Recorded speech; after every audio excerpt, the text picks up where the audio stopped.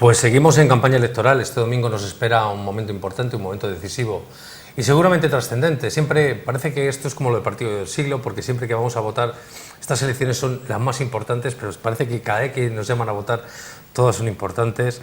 Y queremos que ustedes cuenten con la más amplia información de todos los partidos políticos, como es nuestro deber. Hoy tenemos con nosotros a José Sarrión. Muy buenas. Muy buenas. Gracias por haberte acercado a Telemedina. Encantado, como siempre. Y bueno, José Sarrión, hemos aprovechado que estaba haciendo campaña por Medina del Campo.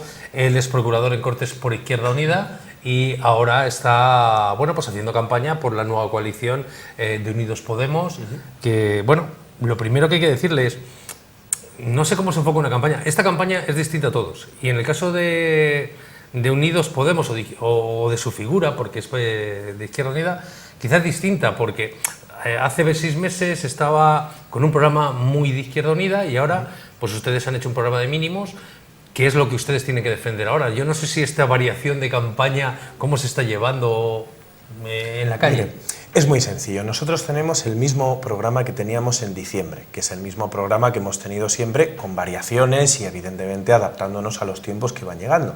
Y luego hay un acuerdo de mínimos, un acuerdo de 50 puntos, que es un acuerdo que está muy bien y que básicamente son los 50 puntos en los que ya coincidíamos tanto Podemos como nosotros. Lo que se hizo fue tomar simplemente lo que estaba en común, que por cierto es la mayor parte del programa, y por lo tanto se inciden en esos 50 elementos. Pero Izquierda Unida no renuncia de ninguna manera a ninguno de sus puntos programáticos, igual que Equo no renuncia a sus puntos programáticos o Podemos a los suyos. Lo que se hace es una alianza, se hace una unión en torno a los puntos que tenemos en común, que como digo son bastantes y que yo diría que son incluso los más urgentes, los más ligados a la emergencia social que vive nuestro país, porque nos dábamos cuenta de una cosa muy importante, que en el fondo siempre lo habíamos sabido, pero yo creo que se hacía más urgente, y es que para cambiar el país es importante que las fuerzas que creemos en el cambio estemos juntas, que estemos unidas. Medina del Campo yo creo que es un muy buen ejemplo de esto, porque aquí Izquierda Unida encabezó un proceso de confluencia, de convergencia, como fue Gana Medina, que tuvo unos muy buenos resultados. También la provincia de Valladolid desarrolló esta experiencia, en Valladolid toma la palabra, en otros puntos de Castilla y León también se hizo, como fue el caso de Ganemos Salamanca, Ganemos Palencia, León en Común, Imagina Burgos, etcétera. Y en definitiva yo creo que hemos sido capaces de desarrollar en estas elecciones generales lo que defendíamos y practicamos en las municipales, que es una gran convergencia capaz de generar una alternativa de gobierno. Pero, por ejemplo, el votante de Izquierda Unida, hay postulados que no sabe si se van a defender o no se va a defender, que eran seña de identidad, por ejemplo, de Izquierda Unida. Hablo de la Tercera República, hablo de la salida de la OTAN, hablo pues, desde la propuesta estrella lo del trabajo garantizado, la banca pública, nacionalización, por ejemplo, de Endesa. Bueno, puntos que sí que iban en el programa electoral de las anteriores elecciones y sí que me gustaría que se explicara a los telespectadores. ¿Seguimos manteniendo estos puntos? ¿Seguiremos defendiéndolo aunque sea luego, aunque no estemos en la misma sintonía que otros partidos que se presentan con nosotros? ¿Se van a seguir defendiendo esos puntos? Rotundamente sí, sin duda alguna. Nosotros, como digo, tenemos nuestro programa, además de haber firmado una carta de 50 puntos mínimos con Podemos y las demás organizaciones que participan en Unidos Podemos, y creemos en esos 50 puntos, pero de ninguna manera renunciamos a nuestro planteamiento, porque creemos que en el fondo está ligado. Es decir, por ejemplo, la nacionalización de las eléctricas, que es un punto que puede parecer en algunos puntos pues quizá algo más propio nuestro, ¿no? Digamos que de Podemos, que no se atreve a plantearlo. Claro, nosotros estamos en una comunidad como es Castilla y León, donde hay 60.000 familias, según el Instituto Nacional de Estadística, no según Izquierda Unida, que no pueden pagar la calefacción en invierno. Esto contando ya con las ayudas que existen por el Estado, ¿eh? O sea, descontando ya las familias que tienen las ayudas, nos siguen saliendo otras 60.000, 59.000 y pico, que no son capaces de pagar la calefacción en invierno. Y al mismo tiempo encontramos que los precios de la electricidad, del gas, de la calefacción han llegado casi a duplicarse durante los años de crisis económica. Por lo tanto, entendemos que quienes detentan el poder y la propiedad del negocio energético en este país no están pensando en las necesidades de los españoles y las españolas, sino que están pensando en su bolsillo. Por lo tanto, creemos que hay que nacionalizar. Una pequeña duda, porque claro, y por entrar, en el programa electoral me parece que ponían el ejemplo de Endesa. Endesa vale 19.000 millones de euros. Quiero decir, se está muy bien, a lo mejor la propuesta, pero al final son 19.000 millones de euros que de algún sitio tienen que salir, porque habrá que pagarle a los pequeños accionistas o a los grandes o a los medianos, no sé, a los que tengan acciones de ahí. Es decir, muchas veces el problema de este tipo de medidas sociales es ¿dónde cogemos el dinero para hacer esta medida? Que no, a uno le puede parecer bien, a otros mal, pero en cualquier caso tiene que tener un trasfondo económico. Evidentemente. Por eso nosotros planteamos que lo más urgente es hacer una ley habitacional y una ley de mínimos sociales básica que asegure que las familias tengan la calefacción adecuada. Ahora bien, medidas que planteamos que tienen un calado económico, por supuesto que las hay. Voy a dar un dato de entrada. En España, los gobiernos del Partido Popular y el Partido Socialista han destinado la cantidad de más de 100.000 millones de euros solamente para inyectarle liquidez a la banca privada. Para inyectarle liquidez. Solamente un cambio de prioridades ya estaría situando que, por ejemplo, esa inversión, en lugar de dedicarse a inyectar liquidez a la banca privada actualmente existente, se pueda destinar a nacionalizar el sector eléctrico o a generar una banca pública, cuestión que sí está, por cierto, en nuestros 50 puntos. Generar ese dinero en lugar de salvar esos agujeros a la banca privada, sino sustituirla. En este caso yo no nacionalizaría la banca privada porque eso es socializar las pérdidas y ellos tendrán que asumir las pérdidas que tengan, pero sí ofrecerle a la ciudadanía y sobre todo al pequeño y mediano empresario, ofrecerle líneas de ICO, líneas de crédito vía ICO que permitan a través de una banca pública ahorrarnos al intermediario. Bueno, es un cambio de prioridades. Hay un pequeño dato. Verdaderamente que se le ha entregado el dinero era casi pública porque estaba gestionada en las cajas. A los bancos no se les ha inyectado liquidez, ha sido a las cajas de ahorros, que era la que estaba gobernada por políticos. Cuidado. Porque fundamentalmente el rescate ha sido a las cajas de ahorros, no ha sido a los bancos, ni a Santander, ni al Banco Sabadell, ni la Caixa, que ahora se ha convertido en un banco, tampoco se le ha inyectado nada. Han sido a las cajas de ahorros que estaban los políticos en las cajas de ahorro, que es las que han recibido el rescate de los 100.000 millones de euros. Claro, pero fíjese, las cajas de ahorro se han bancarizado, como muy bien ha señalado. Un ejemplo muy claro lo tenemos en Banco 6, lo que antiguamente era la Caja Duero, antigua Caja Salamanca y Soria, con las diferentes fusiones que se producen, después con Caja España, y después se bancariza, termina llevándose toda la inversión y todo lo que era la obra social, termina desapareciendo y finalmente termina siendo absorbida por la entidad y teniendo su sede en Andalucía.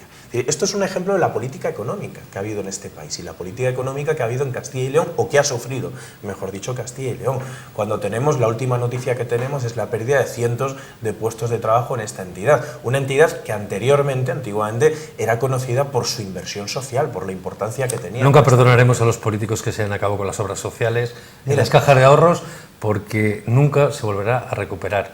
Claro. Y eso ha sido una cuestión política, porque no hay más responsable que los dirigentes políticos en las cajas de ahorro. Por supuesto. Y desapareció la obra social, que era algo fundamental sobre todo para tierras como Castilla y León, que tenía muy poquita financiación fuera de la obra social. Claro, mire, fíjese si la responsabilidad es política. Es decir, claro que los políticos tienen la culpa, determinados políticos. Sí, bueno, nosotros los que fueron responsables. Nosotros tuvimos uno, José Antonio Moral Santín, que estuvo en Bankia y que tuvo una tarjeta Black. A ese señor nosotros le expulsamos a las 24 horas de que tuviéramos conocimiento de que había estado realizando estas operaciones, y expulsamos no solamente a este señor, sino a todos los compañeros de su equipo de dirección que le habían puesto allí, creando un nuevo concepto político que es la responsabilidad política por corrupción. Es decir, mientras los demás partidos salen a defender a sus imputados, nosotros no solamente le expulsamos, sino que hicimos un cordón sanitario alrededor.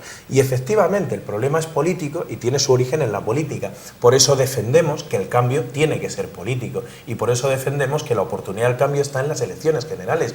No lo olvidemos, cuando la banca actúa de determinada manera, cuando el gran capital y las grandes transnacionales actúan de determinada manera, es porque hay un poder político que lo está permitiendo, que lo está regulando para que se pueda actuar. Pero si nacionalizamos, no vamos a meter otra vez políticos a dirigir empresas financieras. ¿No vamos a cometer otra vez el mismo error? El problema es que los políticos que hemos tenido hasta ahora no eran los que tenían el poder, sino que nosotros hemos vivido en un país en el cual los políticos han trabajado para las grandes entidades financieras. Ese es el problema de fondo que hemos tenido aquí. Es decir, en este país, en España, no mandan quienes se presentan a las elecciones, mandan quienes no se presentan a las elecciones, manda el IBEX 35, manda el Banco Santander, mandan las grandes entidades privadas. ¿Usted cree que Amancio Ortega le llama al presidente del gobierno para que legisle? Mire, yo no sé si le llama. No, digo por poner uno, pero como es un nombre propio, decirle es que el gran beneficiado de la reforma laboral del Partido Popular ha sido Amancio Ortega, no los trabajadores de Zara. Esa es la cuestión. Vamos a ir. Tengo que hacer una pregunta, sí, José, ¿me lo vas a permitir? Por supuesto. Porque está de moda. ¿José Sarrión es socialdemócrata o comunista? Porque parece que ha sido la pregunta de moda. Pues mire, yo diría, yo desde luego soy comunista, o lo intento. Como decía Cayo Lara, no sé si soy comunista, pero desde luego lo intento todos los días, ¿no? Ahora bien, yo diría que es que en España la única forma de tener un programa socialdemócrata es a través de una opción rupturista. Si se da cuenta, el Partido Comunista de España, Izquierda Unida, llevamos mucho tiempo proponiendo un programa en el fondo socialdemócrata. Lo que nosotros estamos proponiendo es una gran inversión pública para crear empleo, para intervenir el mercado laboral a la alza y para proteger los derechos sociales básicos, desde el acceso a la vivienda hasta la educación, la sanidad y los servicios sociales. Esto en el fondo es un programa socialdemócrata. Lo que pasa es que en este país ha habido una derechización tal que un programa socialdemócrata hoy suena revolucionario. Por eso yo creo que en el fondo, aunque nuestra ideología es la ideología de siempre, es la ideología comunista, es bueno hacer una gran alianza, una gran unidad en la cual hay personas que no tienen por qué tener nuestra ideología, pero que sí pueden compartir nuestro programa, que es el caso de Unidos Podemos. Por eso a nosotros no nos duele que el candidato a la presidencia del gobierno diga que se considera, como dijo el otro día, socialista de los de Allende. Nos parece estupendo. A nosotros nos encantan los socialistas de Allende. Nos gustan menos los socialistas de Felipe González, tenemos que decir. Vamos a entrar en un tema que, además, siendo procurador de Castilla y León, hay una disyuntiva. Por ejemplo, Izquierda Unida defiende el carbón como un sector estratégico. Sin embargo, por ejemplo, en la Unión Podemos defendía el cierre de las centrales de carbón.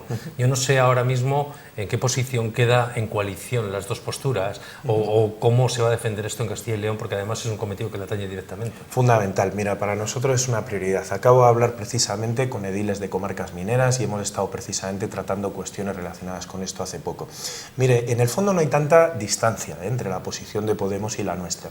Es cierto que nosotros lo que sí tenemos es una sensibilidad muy importante en las cuencas mineras, porque tenemos niveles de afiliación importantes, al igual que en Asturias, al igual que en otras zonas como Teruel del país, donde la minería del carbón, pues para nosotros forma parte de nuestro código de ADN, digamos, ¿no?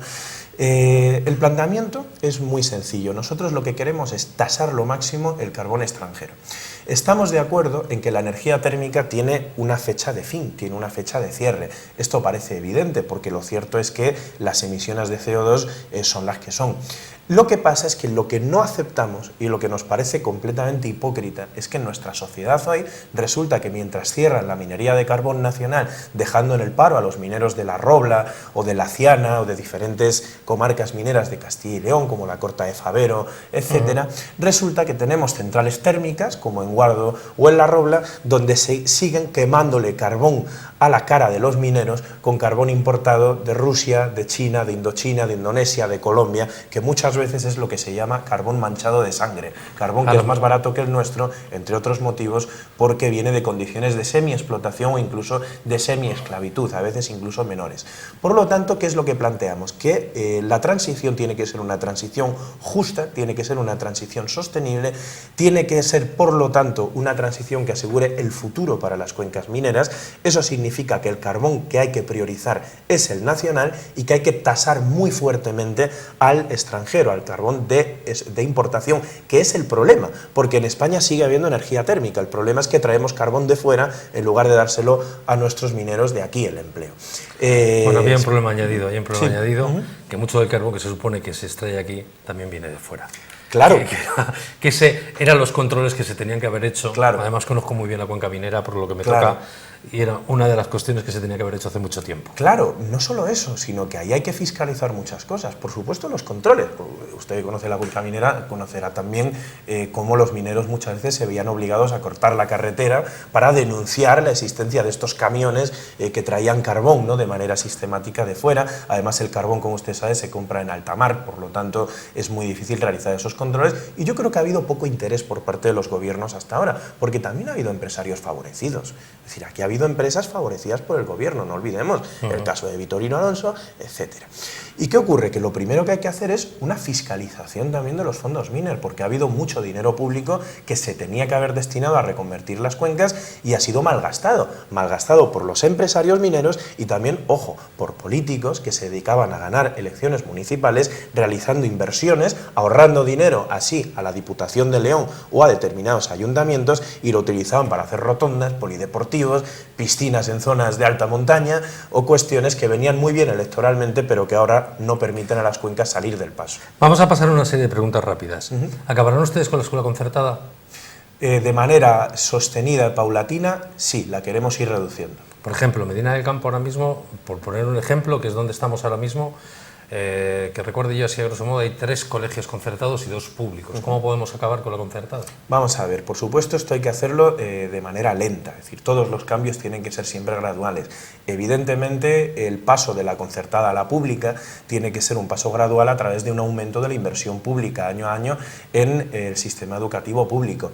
No solo eso, sino que además hay una cosa muy importante, y es que los maestros y maestras de la educación concertada necesitan una salida laboral, no podemos cerrarlo de la noche a la mañana, y planteamos que tiene que haber una red única de centros públicos que poco a poco vaya creciendo y que vaya absorbiendo también a los profesionales de la educación concertada, que no lo olvidemos que en este país son muchos.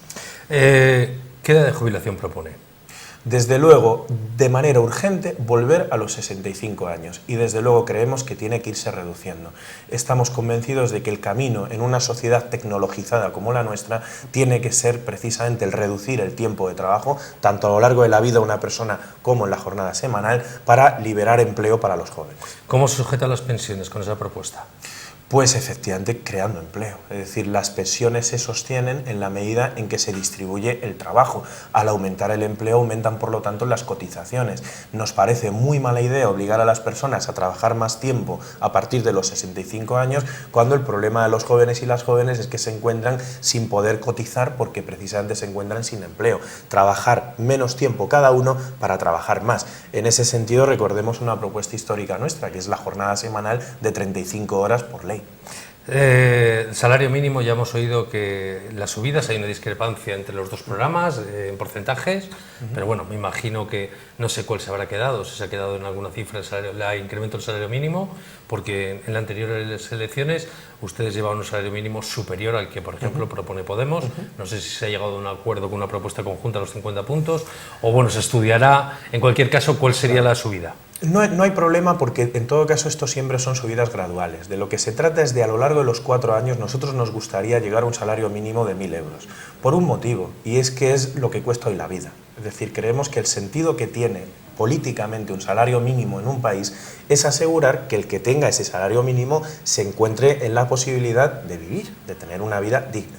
Entendemos que esto no se va a hacer de la noche a la mañana, pero que de manera paulatina tiene que haber un aumento, porque el problema es que el salario mínimo se ha ido convirtiendo con el tiempo, se ha ido convirtiendo en algo meramente simbólico. Y el problema es que las reformas laborales lo que han generado es la pérdida de la ultraactividad de muchos convenios. Es decir, que convenios que caducan, en lugar de mantenerse sostenidos en el tiempo, ahora encontramos que están forzando a muchos trabajadores y trabajadoras a vivir solamente con lo que les garantiza el Estatuto de los Trabajadores. Pero algo que sí que pueden hacer, que lo llevan en su programa, es el salario máximo. Yo no sé si se sigue reivindicando. Nos encanta. Eso es se una sigue propuesta que reivindicando nos encanta. Claro, efectivamente, es difícil de controlar, pero nosotros efectivamente creemos que no se puede permitir que una persona se enriquezca indefinidamente en un país donde hay este grado de emergencia social. Pero eso solo es una propuesta por parte de Izquierda Unida, no es una propuesta conjunta. Bueno, como digo, nosotros no renunciamos de ninguna manera a nuestro programa. Es más, en el Parlamento nosotros vamos a tener nuestro subgrupo, es decir, dentro del grupo de Unidos Podemos, Izquierda Unida tendrá su propio subgrupo, y por lo tanto tendremos posibilidad, como hemos hecho hasta ahora, de registrar nuestras iniciativas parlamentarias y de votarlas. Y por supuesto, si se producen discrepancias, nosotros mantendremos nuestro voto. Pero no va a ser un problema. Es decir, creemos que en el fondo estas discrepancias, que son seguramente producto de análisis diferentes, recordemos que el acuerdo se ha hecho también en pocos meses, que también tenemos mucho tiempo por delante para el diálogo, y yo estoy convencido de que al final Izquierda Unida va a convencer con sus propuestas, porque no olvidemos que nuestras propuestas vienen avaladas por decenas de economistas. Nuestro plan de empleo garantizado, por ejemplo, que citaba hace un momento, es un plan que ha venido muy trabajado a lo largo del tiempo, tiene incluso una fórmula jurídica desarrollada y estudiada ad hoc para este plan, para crear un contrato laboral solamente para este plan, y yo creo que vamos a tener 4 años para poder convencer incluso a otros partidos. Hoy un compañero suyo, Cañamero, se ha descolgado con unas declaraciones diciendo: si yo soy ministro, me voy a poner a expropiar tierras.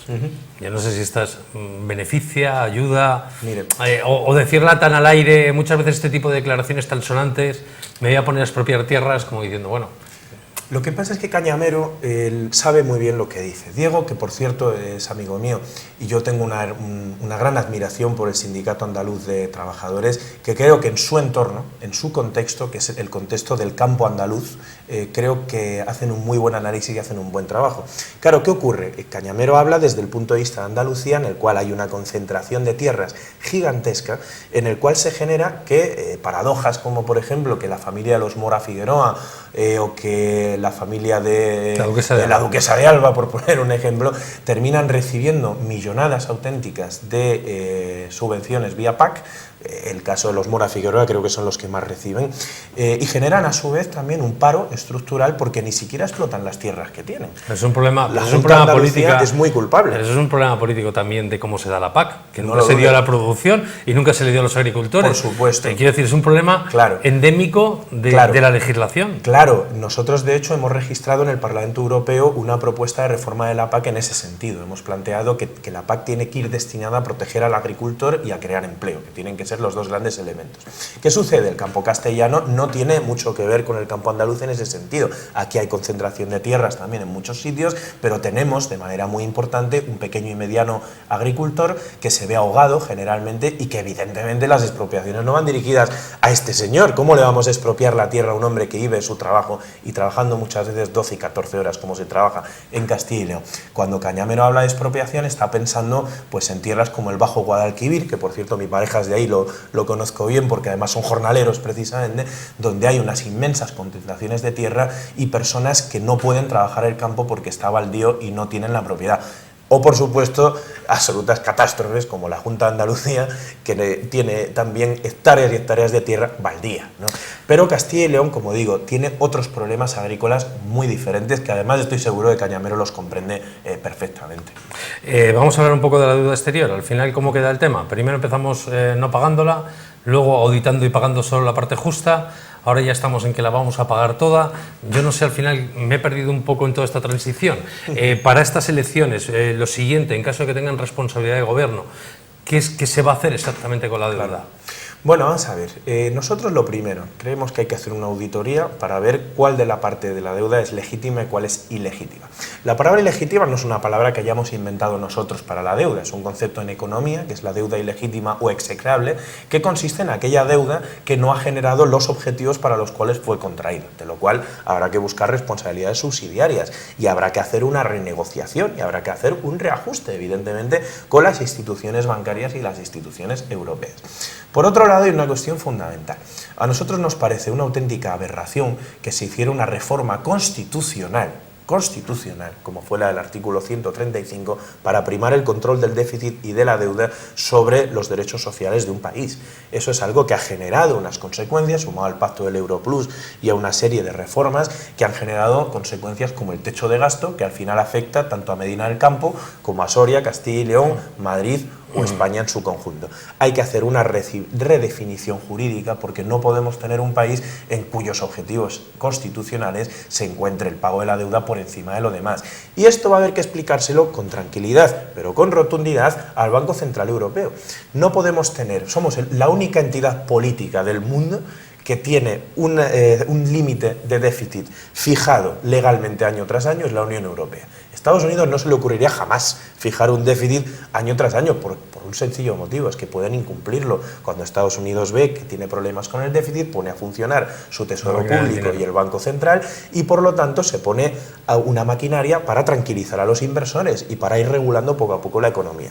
Esto la Unión Europea sorprendentemente no lo hace. Y eso es lo primero que hay que explicar, que nosotros no podemos tener una sociedad que lleva recortando 8 años y que encima llegue todavía el Banco Central Europeo y nos diga que quiere más. Se nos pide ahora 20.000 millones de euros anuales a los próximos 4 años después de los años de recorte. Esto cualquier persona sensata reconoce que es una insensatez, que es una locura. Hasta Herrera lo ha dicho. Lo que pasa es que hace falta la contundencia que a Herrera le falta cuando su partido va a Bruselas. ¿Pero qué pasaría en un mundo global cuando se pone esta propuesta encima de la mesa y desgraciadamente con el déficit que tenemos, ahora debemos el 100% del PIB, que lo sabe todo el mundo, nos tenemos que seguir financiando exteriormente porque no nos queda otro remedio?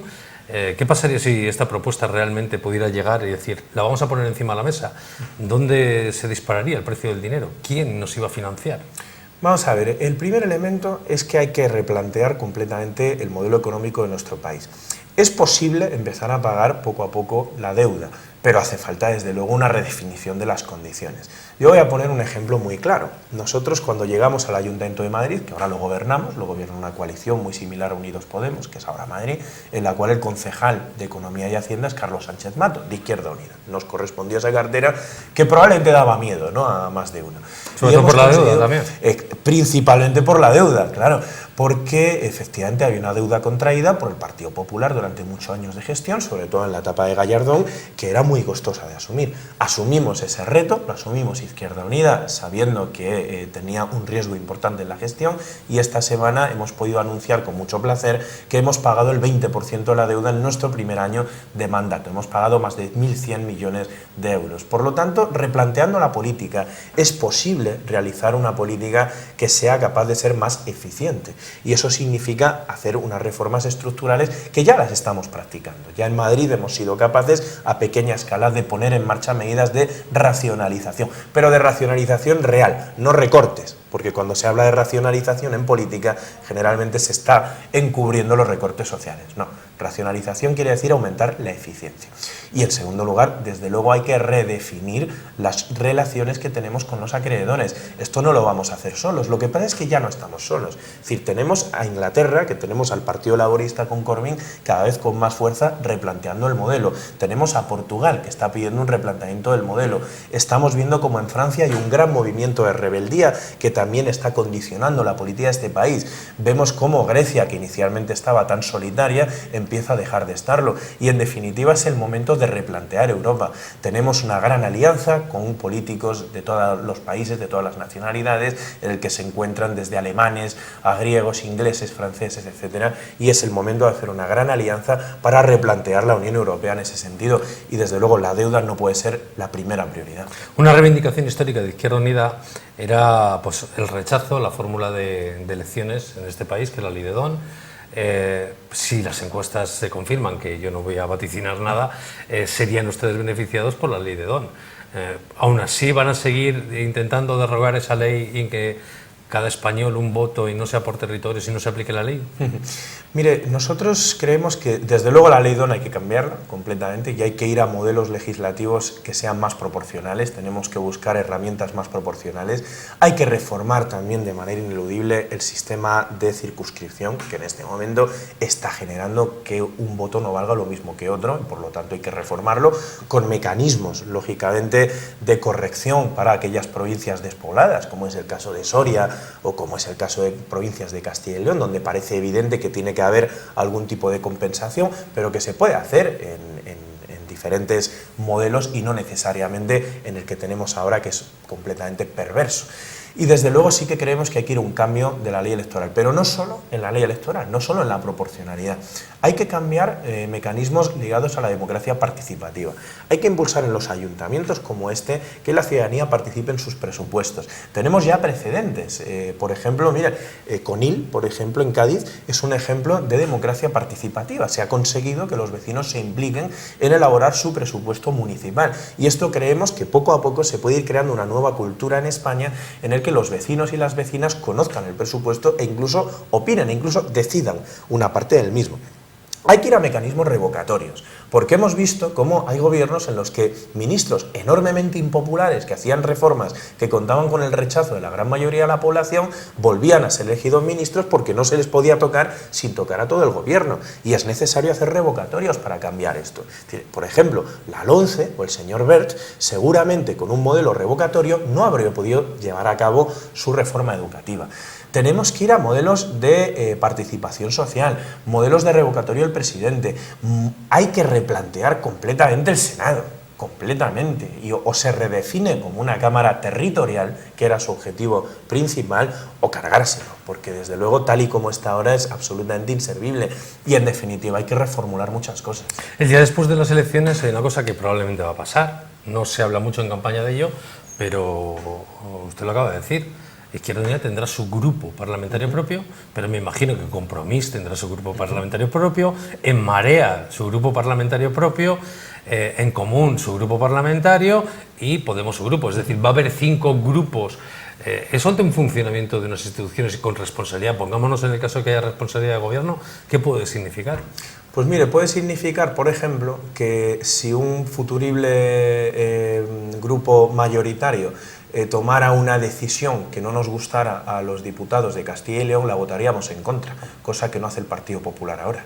Recuerde que el Partido Popular, hablábamos de las comarcas mineras, tiene una posición en Castilla y León, pero cuando llega al Congreso de los Diputados pasa el túnel de Guadarrama, se le olvida y entonces pasa a votar con su disciplina de grupo.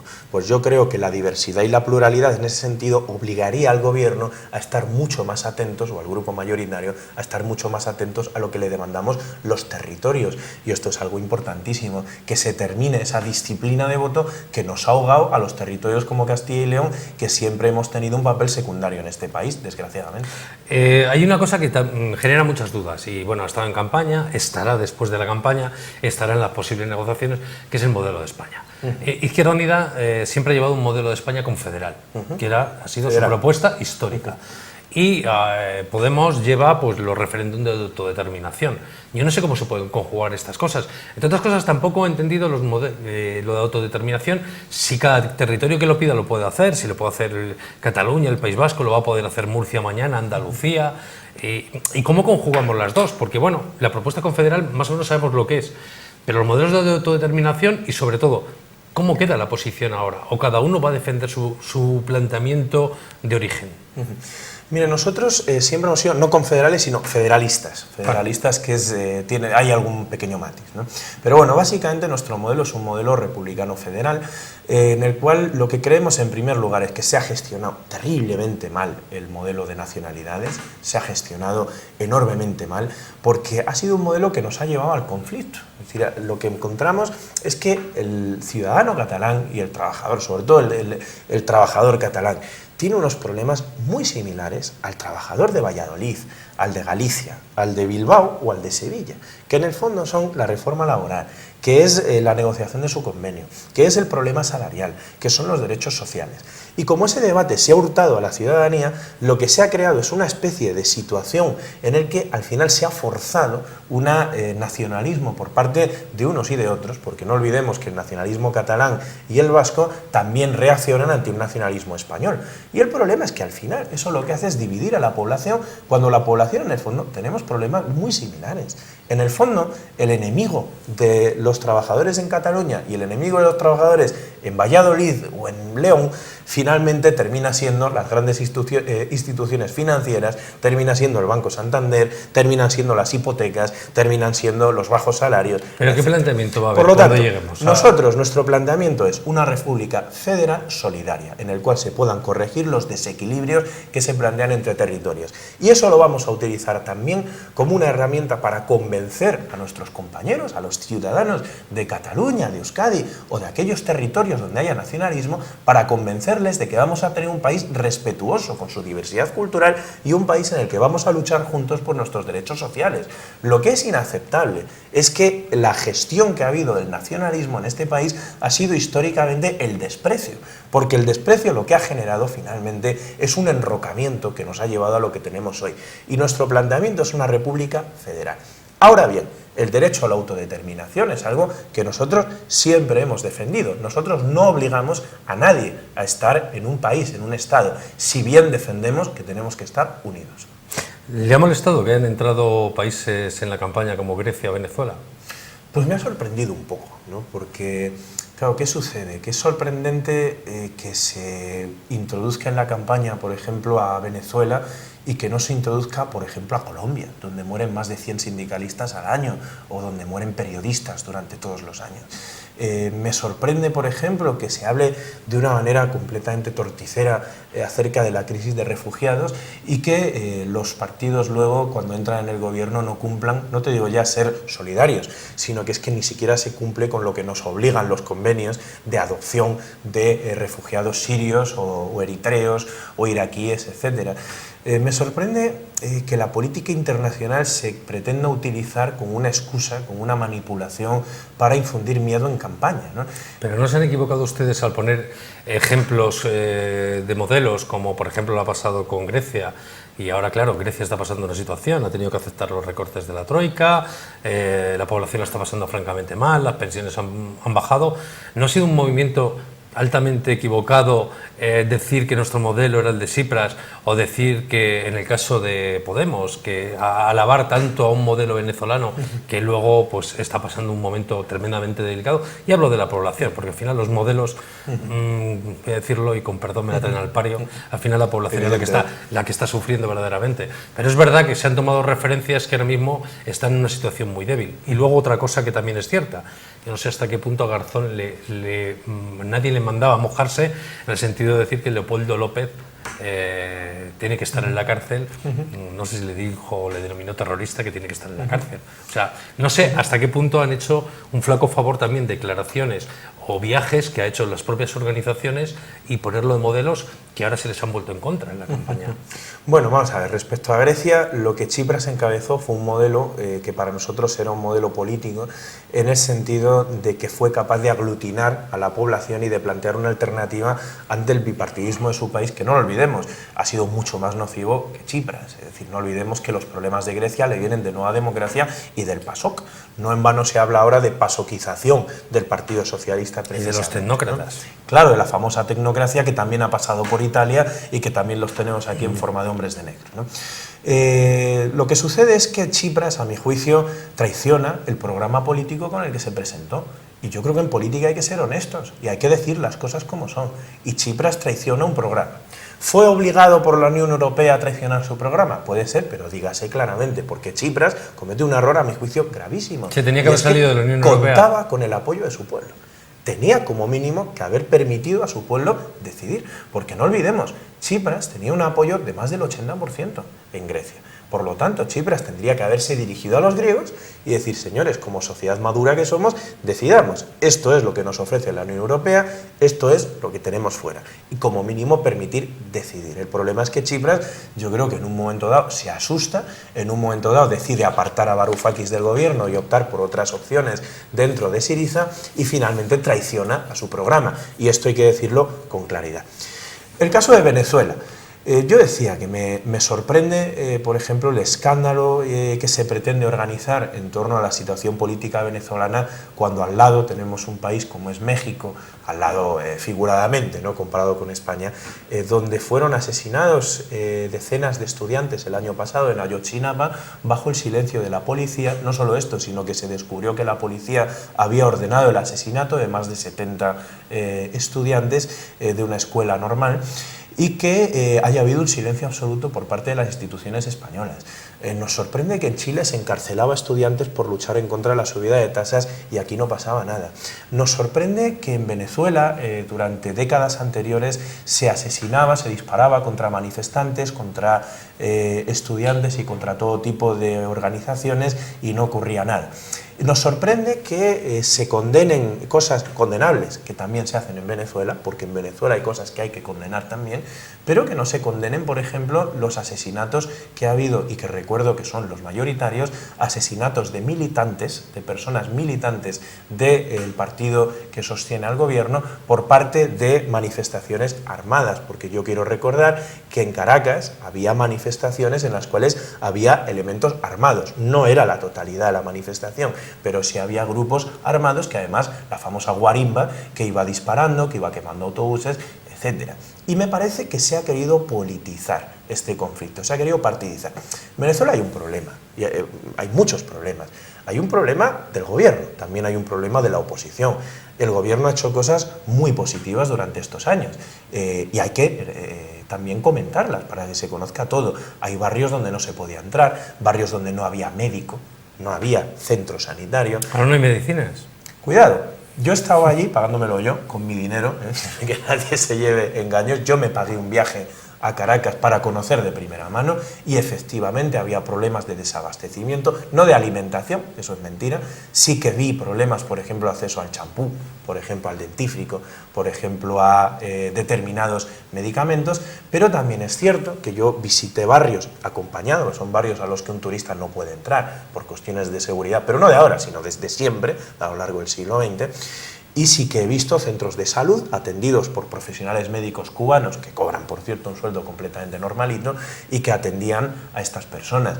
Es cierto que había, por ejemplo, oficinas para sacarse la cédula, lo que aquí llamamos el DNI, que te permite votar y que antes no existía, con lo cual en esos barrios el índice de voto era muy bajo. También es cierto, dígase todo, que hay una corrupción estructural en el Estado venezolano que afecta también al partido del gobierno, una parte del mismo, y eso también hay que denunciarlo. ¿Qué ocurre? Que estos problemas, que son problemas de los que hay que hablar con serenidad, porque son problemas complejos, son problemas que afectan mucho a la población, yo diría que en Venezuela hay una gran mayoría de la población que ha pasado a vivir un poquito mejor en los últimos 10 años, aunque en el último año ha bajado la calidad de vida, y que las clases medias, que se parecen más al estilo de vida que podríamos tener nosotros, sí han visto deteriorada su calidad de vida. Creo que es un conflicto complejo y creo que no es aceptable es que se pretenda utilizar electoralmente como se ha hecho.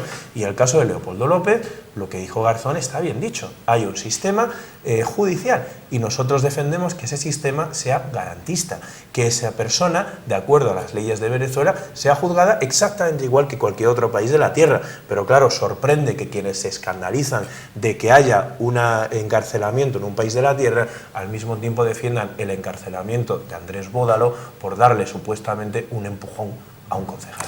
Pero bueno, me tendrá que reconocer que a lo mejor no es la mejor estrategia decir que es un terrorista, Leopoldo López, o que Otegi es un hombre de paz. No sé si ha dicho del terrorista, no lo he escuchado. Y en pocos días. Lo que sí que es cierto es que el otro día estuve viendo un debate y me sorprendió porque el representante del Partido Popular, Javier Maroto, se dirigía continuamente a la coalición diciendo: dígame usted cuál es su modelo de país o dígame usted sus políticas, en qué país tienen referencia. Yo le hago la misma pregunta. ¿Qué modelo de país podríamos poner de ejemplo o qué país este tipo de políticas han hecho que el país despegue, por ejemplo? Lo primero, haría un truco dialéctico. Yo le preguntaría al PP cuál es su modelo de país, porque hasta ahora tiene uno que es España y que va por los 5 millones de parados. Pero bien, dejando a un lado esto, que es el PP el que tendría que demostrar cuál es su modelo político, porque lleva muchos años en el gobierno. Si a mí me preguntan, yo diría que nuestro modelo de país evidentemente no existe, porque no hay ningún país como España. Nosotros somos un país rico, somos un país con riqueza endógena, somos un país muy diferente a los países latinoamericanos, tenemos una base industrial, tenemos una base de desarrollo científico, tenemos una población muy bien formada. Otros países, cuando han entrado a gobernar, lo han hecho con poblaciones con una tasa de formación muy baja y han tenido que alfabetizar el país. Nosotros no tenemos ese problema y por lo tanto somos un país con oportunidades. Por ejemplo, ¿cuál sería mi modelo de país en lo referente a servicios públicos? Dinamarca, sin duda alguna, un país con una presión fiscal muy elevada. Dinamarca es muy difícil llegar a ser rico. Yo viví un año allí, tuve la suerte de vivir en Copenhague estudiando un año y hay una presión fiscal muy fuerte sobre las personas que tienen rentas medias altas, de manera que es muy difícil enriquecerse, pero al mismo tiempo se garantiza que todos los estudiantes tienen una renta básica de 530 euros al mes, se garantiza que la educación es completamente gratuita, incluso a nivel del doctorado, se garantiza que hay un empleo del 98%, se garantizan unos derechos sociales completamente elementales, las tasas universitarias no existen, los hospitales tienen unas tasas de atención, hay una ratio de médico-paciente elevadísima y en definitiva ese es el modelo, es decir, un modelo fiscal correcto, un modelo fiscal justo, que sea realmente impositivo y que sea realmente progresivo, que permita un Estado social. Llegar al 52-53% como el modelo europeo, estamos hablando. Claro, tenemos que ir a un modelo impositivo duro, pero con las tasas altas, evidentemente, porque el problema es que este modelo fiscal, que dice el PP que es suave, es enormemente fuerte, es enormemente agresivo, pero contra la gente sencilla. ¿Cómo puede ser que los productos de higiene femenina, que los tampones, las compresas, tengan IVA de lujo? Esto es impensable. ¿Pero cómo que es de lujo? ¿Acaso hay alguna mujer que se pueda permitir no usarlos? pues entonces es de primera necesidad.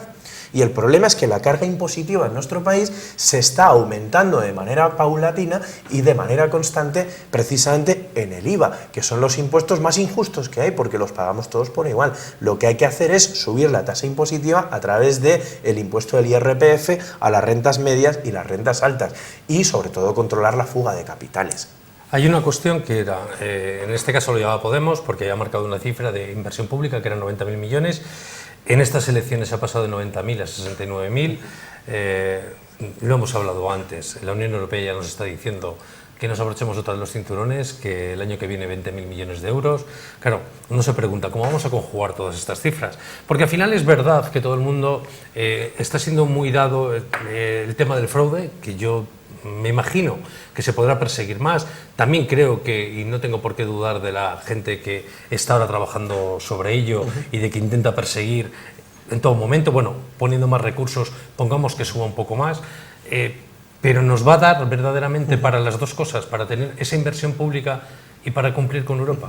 Mire, la gente que está trabajando ahora mismo en la inspección fiscal, yo diría que no solamente es buena, es que es extraordinaria, es que son profesionales extraordinariamente preparados, muy bien cualificados y hacen un gran trabajo. El problema es que son pocos, es que están ahogados. Esto te lo dice cualquier persona que trabaje en Hacienda. Se encuentran completamente ahogados de la cantidad de trabajo que tienen por los recortes también que ha habido en ese cuerpo como en todos los demás. Y la cuestión del fraude fiscal, la cuestión del control también del fraude laboral, por cierto, es fundamental. Fíjense, solamente controlando las horas extraordinarias ilegales que se practican al año, se podrían generar miles y miles de puestos de trabajo en nuestra comunidad. Hace año hicimos un estudio, solamente en Salamanca se podían crear 5.000 puestos de trabajo solo en el sector de cárnicas, solamente controlando las horas de trabajo ilegales. Por supuesto ocurre lo mismo con la cuestión fiscal. Además hay una cuestión que es gordísima. Ahora mismo hay un chantaje a la baja que se produce en la política fiscal autonómica, porque hay una cosa que nos parece sorprendente, y es que por eso somos federalistas y no confederalistas, que me planteaba hace un momento. Por ejemplo, nosotros defendemos que la política fiscal tiene que estar armonizada en este país. No podemos tener una política fiscal tan radicalmente diferente de unas comunidades a otras, porque entonces, ¿qué potenciamos? La fuga de capitales, incluso dentro del país. Incluso dentro del país. Eso hay que perseguirlo y eso hay que plantearlo de otra manera. Hay que tasar de manera muy clara las grandes fortunas y además hay que poner impuestos para que las transacciones financieras no se puedan hacer con la libertad como se están haciendo ahora. Hay un impuesto, por ejemplo, la tasa Tobin, que lo que plantea es situar microimpuestos a las transacciones financieras de manera que los especuladores que se dedican a comprar moneda y venderla de unos mercados a otros tengan como mínimo un control y de paso una fiscalización, además de recaudar dinero que pueda tener fines sociales. España es un país rico, es un país con riqueza. No somos un país como Cuba o como Grecia o como otros países. Somos un país con posibilidades de desarrollo y eso significa que lo que hay que hacer es repartirlo y organizarlo. Una cuestión que siempre he tenido dudas, porque hemos hablado mucho de los ricos. ¿Qué es una persona rica? ¿Cuánto tiene que tener una persona rica? ¿Me preguntas filosóficamente o económicamente? Económicamente, sobre todo para grabar, por decirle, aquel que gane 60.000 al año, 50.000, me imagino que al final habrá que marcarlo, incluso habrá que marcar los tramos, porque me imagino que no habrá solo un tramo, claro, que es un tramo progresivo, pero ¿desde cuándo habría que subir los impuestos? ¿Desde qué renta media anual, por Nosotros, ejemplo? a partir del tercer tramo, ya consideramos que tiene que haber una subida evidente. Es decir, incluso se pueden bajar los impuestos a los primeros tramos y elevarlos a los últimos. Es decir, vamos a ver, en este país, por ejemplo, las personas que estén cobrando, también hay que analizarlo en función de miembros de la unidad familiar. Es decir, es difícil establecer una renta. Hay que tener en cuenta, por ejemplo, que no es lo mismo un salario IPREM en una persona que vive sola que una persona por unidad familiar.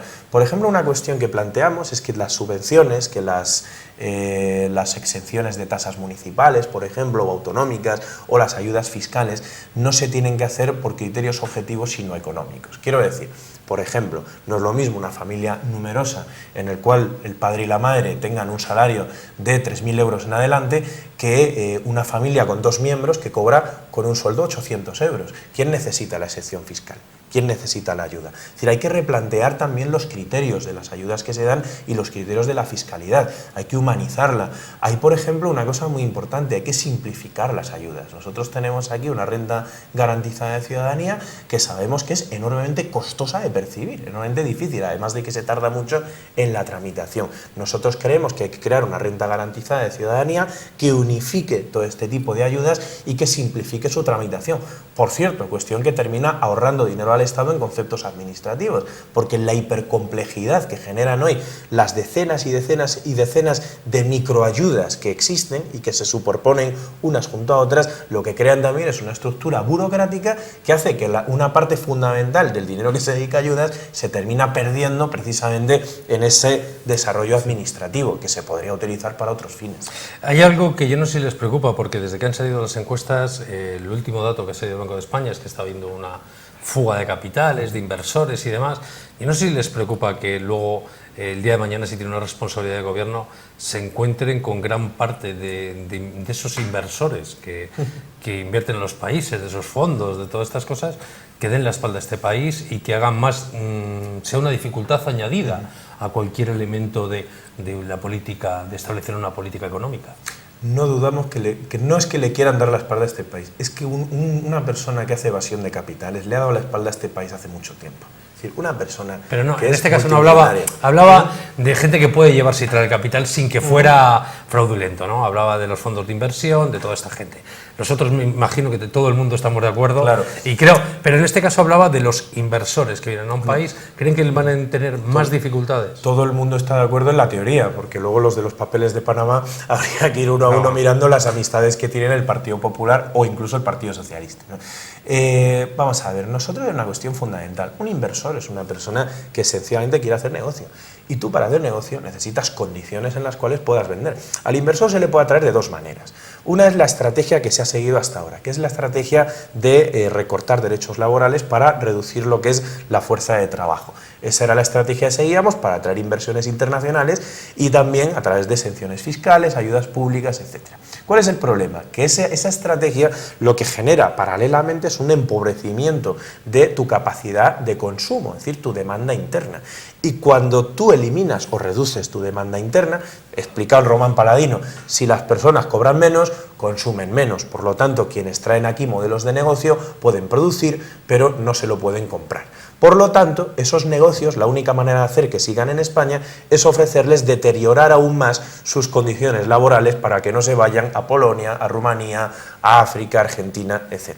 ¿Cuál es el modelo alternativo? Y ahí viene nuestra propuesta de subida al salario mínimo, nuestra propuesta de empleo garantizado, nuestra propuesta de empleo público, etc. ¿Cuál es el planteamiento? Aumentar la demanda interna haciendo que las personas cobren más, haciendo una subida salarial. Eso genera un aumento de la demanda interna que a su vez atrae capital y atrae empresas, porque atraen empresas interesadas en vender aquí y en tener unas condiciones que les permitan subsistir. Al inversor se le puede atraer de las dos maneras. Lo que pasa es que al inversor también hay que educarle y al inversor hay que obligarle legalmente a que cumpla con elementos que favorezcan al país. No olvidemos que la riqueza tiene que estar al servicio de las necesidades de la sociedad, pero el buen inversor de ninguna manera se va a ir, al contrario, vendrá atraído o se crearán inversores nacionales. Casi le iba a hacer una recomendación, empiecen ustedes por Amazon, por Google, por todos los que están pagando Irlanda y vendiendo en España. No lo dude. Y está sucediendo ahora y solo algunos países de Europa están poniendo, o parece que quieren poner, un poco de coto. Claro, no lo dudes. Para acabar, yo no sé qué queda por explicar en estos 3 días de campaña o en qué habría qué quiere incidir en estos 3 días. Esto es lo que no entiende la gente, esto, pues nos queda una recta final de campaña. ¿En qué se va a incidir por su parte? ¿En algo que la gente no haya entendido o que haya que matizar mejor? Permíteme una cosa sobre Google solamente, ya que lo has citado. Fíjese, tanto que habla el PP de los inversores, precisamente lo que ha conseguido con su ley de protección de datos ha sido cerrar Google News en España. Sí. No está mal, ¿eh? No está mal. Uno de los pocos países de la Tierra donde uno de los servicios principales de la mayor empresa informática del mundo... Nosotros nos hecho muchísimo daño. Y a los periodistas, imagino. No, por los periódicos pequeños teníamos una gran cantidad de entradas porque Claro. como solo somos los que principalmente trabajamos en ciertas circunscripciones, Claro. estábamos continuamente en Google News. Claro. Y hemos desaparecido de Claro. en muchos Claro. casos hemos perdido muchísimas entradas en Claro, nuestros periódicos. claro, y a nosotros como fuente de Como detalle, información. como Desde detalle. luego. Contestando a tu pregunta, me hablabas del final de la campaña. Mira, yo creo que esta ha sido una de las campañas más emocionales que hemos vivido, ¿no? Ha sido una campaña en la que se ha intentado rentabilizar el miedo, se ha intentado hablar de Venezuela, de Grecia, de tal. Mire, yo creo que lo que el Partido Popular tiene que empezar a olvidar es hacer la política como la venía haciendo hasta ahora, que es una política basada en generar desconfianza y generar miedo. Va a ser la batalla de los últimos días. Yo diría que el miedo ya está aquí, que el miedo está instalado en una población, en una comunidad como Castilla y León, donde los ganaderos lácteos, en una comunidad en la que se produce menos leche de la que se bebe, sorprendentemente los ganaderos lácteos tienen que cerrar sus centros de producción porque nos inundan con leche en polvo del extranjero que vale menos que la nuestra. Yo creo que el miedo está instalado ya en una población que ve cómo cierran los centros de producción porcina ante la inacción de la Unión Europea, que ve cómo grandes multinacionales pueden cargarse de un plumazo fábricas como Lauki o como Dulciora con beneficios, simplemente porque quieren seguir ganando más beneficios fuera de nuestro país, y plantas que son rentables las cierran ante la inacción de la política. Y yo diría que es el momento de terminar una campaña con sensatez. Yo pediría sensatez. El PP sorprendentemente pide sensatez en esta campaña, habla del voto moderado y sensato. Yo le diría al Partido Popular que lo que no es sensato ni es moderado es que la policía entre 12 horas al partido del gobierno de este país. Para que haya moderación y que haya sensatez, lo que necesitamos es un cambio en nuestras políticas. José, pues te deseo la mejor de las suertes, que sigas, sé que en estos días te queda todavía muchísimo ajetreo, y suerte, y hablaremos seguramente después de las elecciones, porque esto no para, esto es continuo. Desde Muchísimas luego, gracias. un gran placer, muchísimas gracias. Y bueno, pues de despedirnos y dejarles con el resto de la programación. Ya saben, estamos en política, estamos en campaña, estamos en Telemedina Canal 9, le dejamos con el resto de la programación.